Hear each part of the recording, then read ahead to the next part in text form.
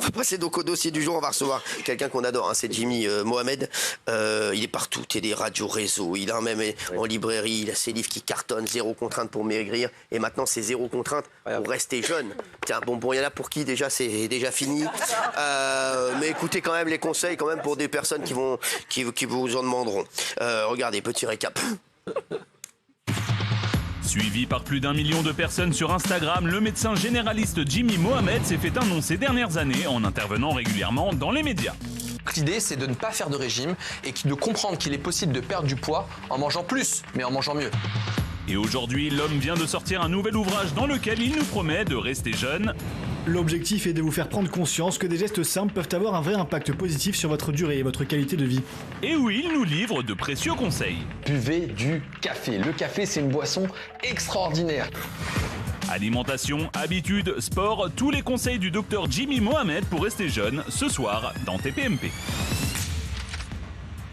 Incroyable. Merci d'être là, mon Jimmy. Quel bonheur.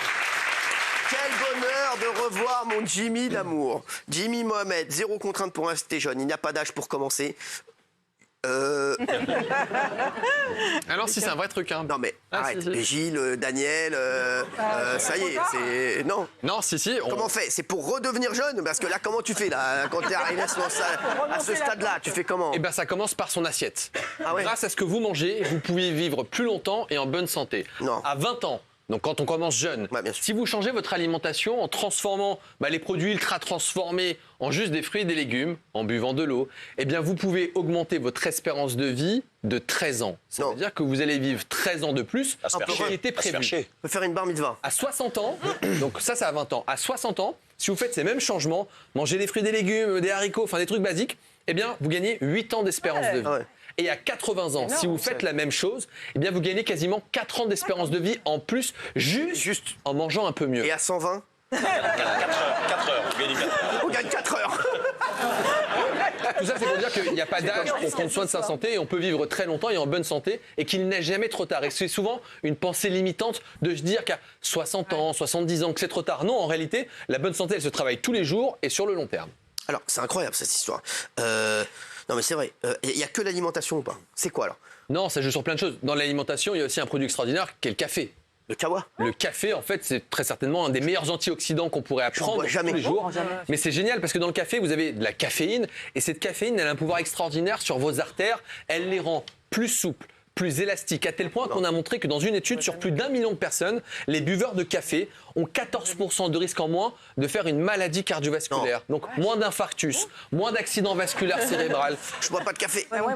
Le café, c'est protecteur. Je meurs. Ça coûte pas cher, c'est bon pour la santé. Non mais moi je bois pas du tout de café, c'est grave. Alors on peut le remplacer par du chocolat par exemple. Je mange que du chocolat. Eh ben le chocolat. Alors attention, le chocolat, vous savez, il y a les Nutella, Kinder Bueno, M&M's. Vous savez, c'est du sucre. Moi je vous parle du chocolat qui contient du cacao, donc du chocolat noir. Là encore, il contient des antioxydants qu'on appelle des flavonols, qui là encore vont rendre vos artères plus souples. Et on a les mi-chocos, les mi-chocos, pas terribles. On a montré par exemple que lorsque vous faites un infarctus et que vous consommez du chocolat noir, eh bien ça limite le risque de mourir grâce au chocolat. Donc en fait, le chocolat c'est un antioxydant et plus il est riche en cacao, plus il est noir et meilleur il est pour votre santé.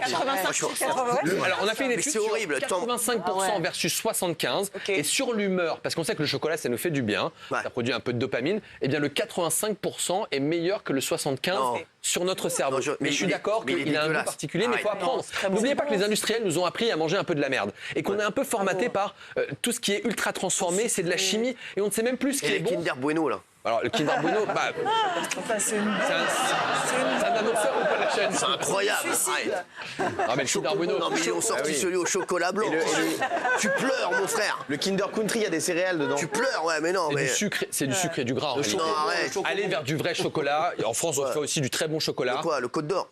Alors le Côte d'Or, pourquoi pas, mais attention, il y a souvent qui est praliné un peu sucré. Mais prenez un chocolat noir. Mais l'idée, c'est de se dire qu'on peut se faire plaisir, on peut manger du chocolat sans culpabilité. Et le chocolat, c'est bon pour la santé, et les études le disent. Et les chocolattis, là, j'adore. Horrible. Les quoi?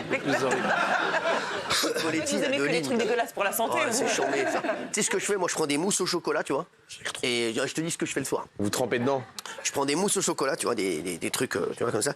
Et je coupe des chocolatiers, je les coupe en 4 comme ça. Et je les mets dedans comme ça, partout, Génial. comme ça. Parsemé. Et après, je mange comme ça, je les parsème. Après, j'ai des chocolatiers plein la bouche. Comme ça. C'est chef Je pâtissier. suis heureux, je suis heureux. Alors mais ça tu dis un truc très intéressant, je suis heureux. Il y a souvent le réconfort au travers de l'alimentation. Et on l'a tous connu, fin de journée, c'est compliqué. Et donc on cherche du réconfort au travers d'une alimentation sucrée. Et on le sait que plus on va se coucher tard, plus la journée va être compliquée. Et plus on aura tendance à avoir envie de manger du sucre. Donc plutôt que de s'interdire et de se dire non je ne le veux pas, accepter certaines choses mais qui sont bonnes pour la santé. Le chocolat, vous mangez 2, 3, 4 morceaux de carré de chocolat noir, made in France. Ouais. Et ben je peux vous assurer que non seulement vous n'allez pas prendre de poids, mais en plus de ça, que ce sera bon pour votre santé. Alors, on va donner maintenant les 7 conseils. Donc, changer son alimentation. Est-ce qu'il y a 5 aliments à supprimer complètement? Alors, plutôt que de supprimer, rajoutons-en. Parce que souvent, on se dit, mais avec toi, on ne peut plus rien manger. Bien sûr. On avait régulièrement parlé de la sardine. C'est un Sardine. poisson extraordinaire, la Ouais, c'est vrai, sardine. la sardine. Petit poisson en conserve en métal, donc on peut conserver très longtemps, Pour pécho, après. sans additifs. La sardine, C'est relou. Mais moi, sauf que- moi, j'ai pas objectif, je te dis la vérité. Je me prends un peu pour un gosse beau. Tu vois, et j'ai toujours l'habitude d'être un peu, tu vois, faut toujours faire le BG, tu vois, même quand je suis avec une meuf, je vais pas sortir des sardines, tu vois. Je fais le BG, tu vois, Mais je sors c'est un des poisson. sardines, tu me vois comme tiens, frère, tu vois, c'est le mytho, tu sais. Moi, j'arrive à la maison, tu sais, je me mets, tu sais, je suis toujours en tenue frais, tu vois, je me mets pas, tu vois. J'arrive là, je suis en sardine là, les meufs, c'est quoi ça? Tu sais, je Néanmoins, me c'est un prends, poisson je me prends pour le James Bond tunisien, je me prends pour James Cohen. Je suis d'accord, mais c'est un petit poisson qui coûte pas cher. Et dans Ouais, un mais bon, contexte ouais. d'inflation, La où les morue, gens la ont du morue. mal à s'alimenter correctement. l'arrêt. Eh bien, le poisson, la sardine, riche en protéines. Pour 100 grammes de sardine, vous avez 25 grammes de protéines, c'est-à-dire autant que dans du poulet. Et puis, vous avez des oméga 3, vous savez, des acides gras. Et dedans, vous en avez 2 extraordinaires dans la sardine. Hein. Tout petit poisson, je le rappelle, qui n'est pas beaucoup contaminé, puisqu'il n'a pas mangé les autres poissons comme Mais le il mange saumon. rien, ça bouffe rien une Eh sardine. ben, exactement. Du coup, il est moins contaminé. Et on s'est rendu compte qu'il avait dedans de la DHA qui protège le cerveau et les troubles de la mémoire. Et on a montré aussi qu'il contient de l'EPA, c'est une famille d'oméga 3 qui permet de lutter contre l'inflammation et de stimuler votre système immunitaire. Ça veut dire quoi? Qu'au travers d'une alimentation saine, régulièrement on vous dit mangez 5 fruits et légumes, vous le savez, mais quand on vous explique à quel point cette alimentation elle peut être vertueuse et pas vous culpabiliser, parce que souvent on dit tu manges mal, tu vas être malade. Non, mangez mieux, vous vivrez plus longtemps et en bonne santé. La sardine, le chocolat, le café sont 3 exemples tout simples. Donc on fait sardine, chocolat, café. Par contre, après, t'as une haleine, mon frère. Wally, mon frère. Wally. Ça veut dire, si tu kennes, mon frère, t'es un génie, mon frère. C'est à distance, frère. Chou. Il y a la technique des 1000 pas. Oui, marcher 1000 pas par jour. Alors c'est vrai qu'on dit 1000 c'est pas beaucoup. Ah oui. Les recommandations actuelles c'est 10 000 pas par jour. Bah, ça, c'est l'OMS qui a dit ça. Basé sur pas grand chose, dans le sens où quand je vous dis marcher 10 000 pas par jour, ça peut être décourageant. Ouais. Vous avez, je sais pas, 50, 60 ans, de l'arthrose, vous n'êtes pas bien. 10 000 pas, c'est insurmontable à tel point que vous vous dites je n'y arriverai pas et ça démotive. Par contre, si vous faites 4 000 pas par jour, ce qui n'est pas énorme, mais que vous en faites 1000 de plus, eh bien vous allez augmenter de 25% votre activité. Vous serez plus endurant, Obligé de vos marcher comme muscles ça ou pas plus résistants, vous serez de meilleure humeur et vous vivrez plus longtemps et vous limitez les causes de cancer et de mortalité toute cause.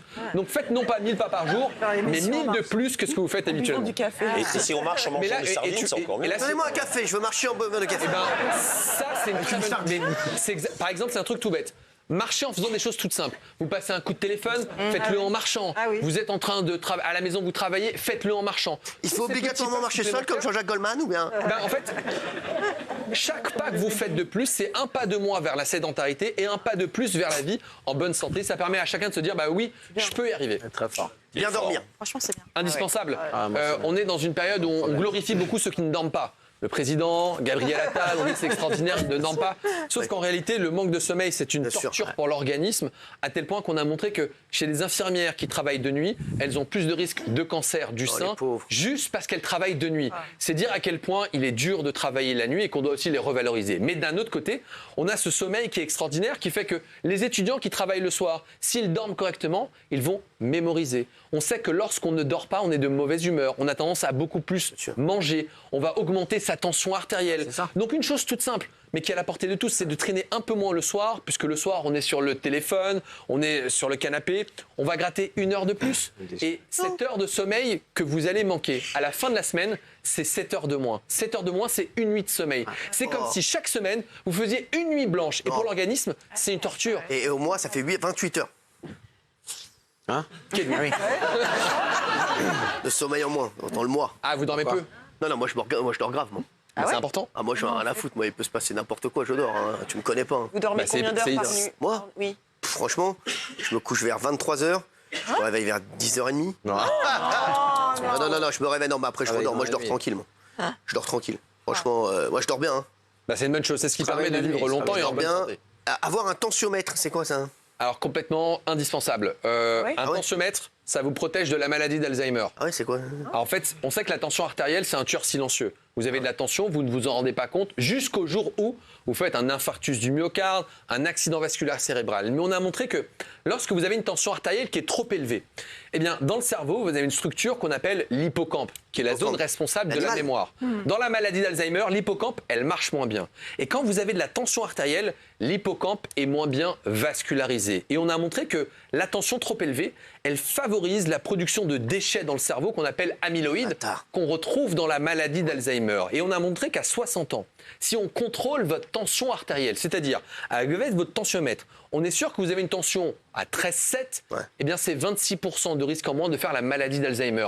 Aucun médicament ne fait aussi bien à ce jour et 80% Et des maladies c'est hyper fort, d'Alzheimer ça. pourraient être Et quoi évitées grâce à des gestes On simples. peut avoir la maladie d'Alzheimer à cause de À l'hippopotamus. cause hein. de l'hypertension artérielle qui abîme cette zone qu'on appelle l'hippocampe. Ah, Donc il faut vraiment c'est très fort. dépister la tension artérielle. Vous achetez un tensiomètre, Ah, très fort. vous Comment on contrôlez évite votre tension. Comment on fait? Comment on évite une fois qu'on sait qu'on a de la tension? Alors déjà, il faut la dépister puisque Ouais. comme sûr. c'est un tueur silencieux, les gens ne le savent pas. Ensuite, il y a des gestes, des règles simples. On fait de l'activité physique, on peut perdre un peu de poids, on réduit sa consommation en sel, en de alcool bête. et parfois, on a besoin d'un traitement médicamenteux. Mais avant d'en arriver là, Comment on le il sait? faut la dépister. Vous achetez un tensiomètre, 20, Hippocampe. 30 euros, vous le partagez autour de vous parce que si votre tension est normale, c'est pas la peine de s'acharner. Ouais. Et c'est comme ça qu'on pourra sauver des vies et C'est quoi une prévenir tension, une cette bonne maladie tension? Moi, j'ai d'Alzheimer. 12,8 là, j'ai 12,8. 12,8, c'est parfait. En Je dessous suis de une bête. Allez, en dessous de 14,9, c'est bien. Ouais.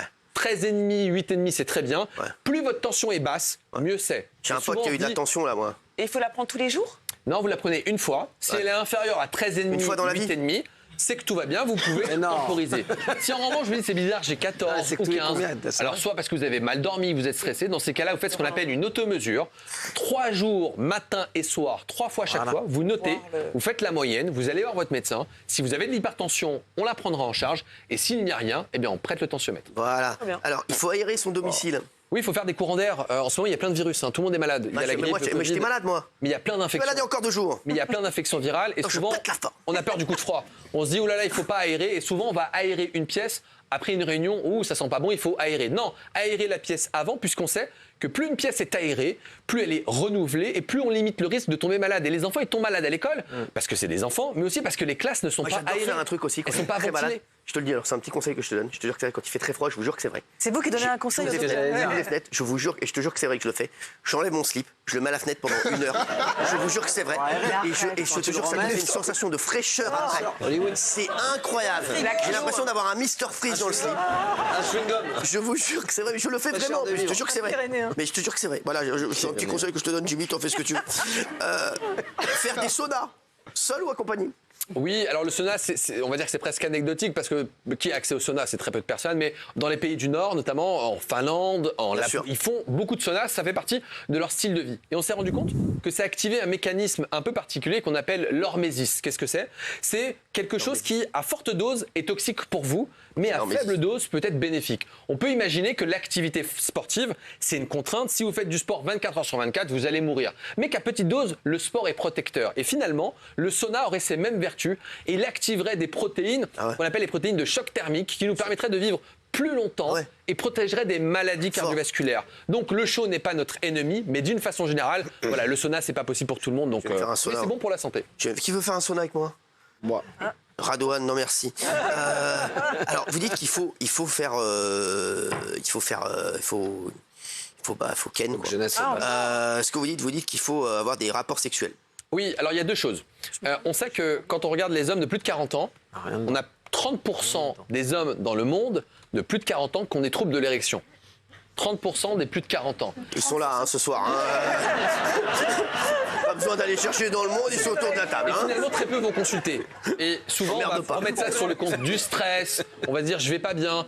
En revanche, quand vous allez consulter le médecin, avant de vous dire, il faut prendre du Viagra, enfin, qui n'existe plus. Tu veux que je te dise un truc? Tu sais comment je sais, moi? Alors, et je te jure, et je le dis, et franchement, je l'avais jamais dit de ma vie. Je vous jure que c'est vrai. Moi, il y a un truc je te jure que c'est vrai, hein, qui est infaillible et je te le jure que c'est vrai. Moi, tous les matins, si j'ai le zizi dur, c'est que je suis en bonne santé. Oui, alors, l'érection Vrai ou pas? matinale, alors Je on te sait jure que que c'est vrai. durant le sommeil, on Ah a oui. une phase du sommeil qu'on appelle le sommeil paradoxal, durant laquelle Tu sais on a comment des je me suis... Tu érections. sais par quoi je suis réveillé, moi? La quéquette qui cogne sur mon front.